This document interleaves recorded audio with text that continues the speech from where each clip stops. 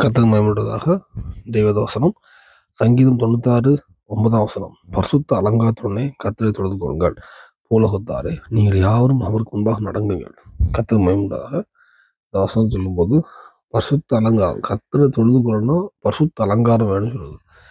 வேதத்தில் பார்த்தீங்கன்னா, தேவன் பரிசுத்தம் இல்லாமல் யாருமே தேவனை தரிசிக்க முடியாது. இந்த வேலையிலுமே பழைய பரிசுத்தவான்கள் பைபிளில் பார்த்தீங்கன்னா எல்லாருமே பரிசுத்தமாக இருக்கும்போது கர்த்தரை தரிசிச்சிருப்பாங்க. அவங்க எப்போ அவங்க வாழ்க்கையில பாவங்கள் வருதோ, கர்த்தர் சமூகத்தில் வெளியே போறாங்களோ, அடுத்து கர்த்தரை அவங்க கண்டுக்க மாட்டாங்க. அப்படி விலகியே போயிருப்பாங்க. அப்போ பரிசுத்தம் தான் கர்த்தரும் நம்மளும் ஒரு கனெக்ஷனாக வரக்கூடியது. வேதத்தில் நிறைய பரிசுத்தவங்க விலகியிருப்பாங்க. மறுபடியும் பாவத்தை உணர்த்து விடும்போது மன்னிப்பு கேட்டவும் மறுபடியும் கர்த்தர் இறங்கியிருப்பார். ஆனால் பாவத்தோடு அவர் வந்தது கிடையாது, வாழ்ந்து அவர் சேவை கிடையாது. ஆனால் பாவத்தை விடும்போது அவங்க கர்த்தருக்கு பிரியமாக அவங்க கர்த்தரோட ஐக்கியமாக வாழ்ந்துருக்காங்க. இந்த வேலையிலுமே நம்மளும் கர்த்தரோடு ஒரு காலத்தில் நல்லா வந்துருக்கலாம். ஒரு காலத்தில் நல்லா ப்ரே பண்ணி நல்லா சுத்தமாக எல்லா பாவத்துக்கும் விலகி கர்த்தரோடு பேசியிருந்துருப்பி, கர்த்தர் கூட பேசியிருந்திருப்பாரு.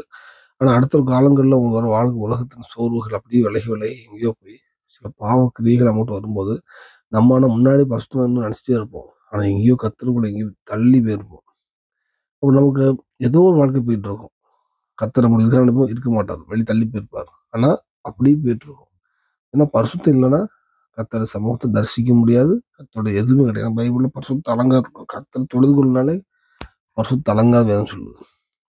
இந்த வேலையில் நம்ம வாழ்க்கையில் ஏதாவது பாவங்கள் நம்ம முன்னாடி போட்டு நம்மளும் நம்ம நிதானிச்சு பார்த்து ஏதாவது கர்த்தர் சமூகத்தில் வெளியே போயிருந்தோம்னா ஒரு விஷயம் எல்லா பாவங்களும் மன்னிப்பு கேட்டு முழுமையும் மன்னிப்பு கேட்டு பரிசுத்தமாகும்.